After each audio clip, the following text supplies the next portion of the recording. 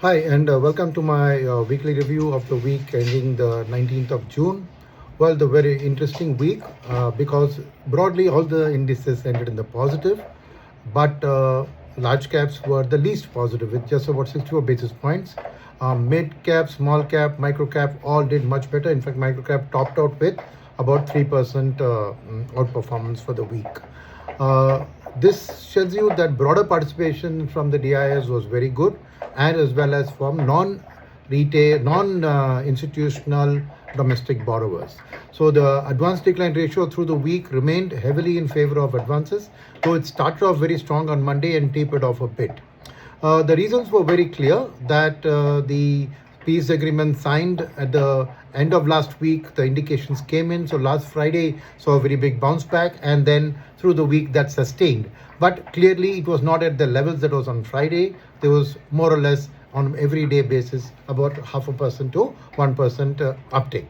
The interesting factors for the week were in terms of two important developments. One, I would say, was that suddenly on Friday, you saw an FII 5,000 crore positive number after being either 100, 200 crores in the positive or about 700,000 crores negative during the week. And this is not any change of FII sentiment. This was due to the FTSE rebalancing, which took place on Friday, and passive funds had to readjust their posture. So, as a contra to this, on that day, DIs were negative 1,000 crores because of the readjustment, I guess. But overall, for the week, both the FII and DI flows remained positive.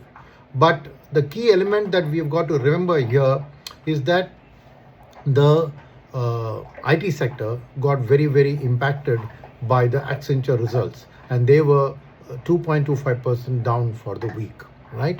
And the reason for this, of course, is the lower guidance of Accenture, the fact that Accenture is planning to diversify into acquisitions into other fields like risk and all of that. So, from that point of view, I think the Indian IT companies felt the pressure. And what will be interesting now to see for the coming week is whether the other US tech companies, also software companies, indicate a similar feature like Accenture, which case that's increased the pressure. And now from 10th July onwards, which is not very far away, we are going to get the Indian IT results come out, and what the market will now feed into the expectations means that IT is probably in for a bit of a volatile ride in the near term. The other aspect, of course, was that the best performer this week in the sectors was the energy sector, because crude, while it dropped dramatically to $77 last Friday onwards, when the news of the ceasefire agreements being signed and a 60-day ceasefire being there, through the week, crude saw a 3% rise, because clearly, while the agreement was signed, there are a lot of events between Israel and Lebanon and attacks and counter statements from Iran, which have caused a bit of uncertainty, and hence Brent crude rose up to $80, and naturally that was felt by the oil producing majors as a positive. So for the coming week, that's the important thing to track on, because as I see in Money Control, Brent futures seems to now show a further uptick of 4% to $86. Now next week, let's see how this settles on, because that's clearly not very good news. So that's something to be tracked. The second aspect is, of course, is the IT. I already spoke about that from that perspective. One important thing is that otherwise on the geopolitics front, where the dollar index at 100 and the US interest rates at 4.45, Indian interest rates at 6.8 were all fairly stable. But the trickle of FII flows into debt, right, has been coming in.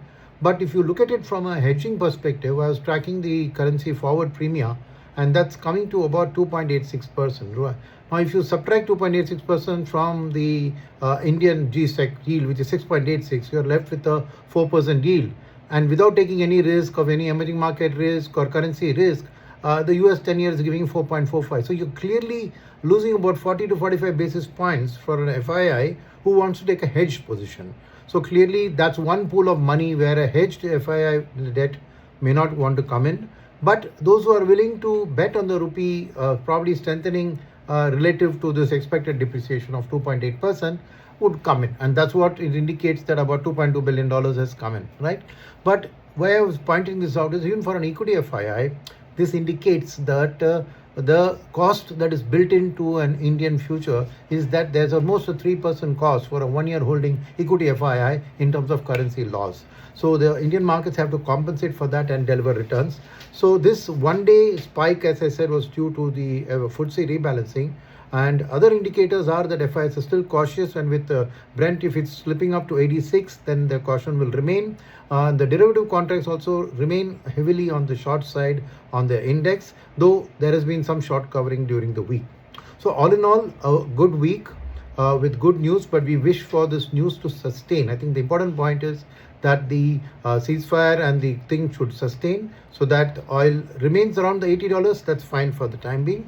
And second is, like I said, we hope that some guidance from the US other IT majors doesn't come as bad as Accenture's is perceived. So that could give relief to the IT if that indeed comes true. So those are the two trigger points to watch out in the coming week. Otherwise, I expect that domestic liquidity continues to be strong and will support the markets from any deep corrections at this point. But for a real uptake, we would need some more triggers for FIS to be able to enter the market. Right? Thank you, and hope you enjoyed this weekly update from me.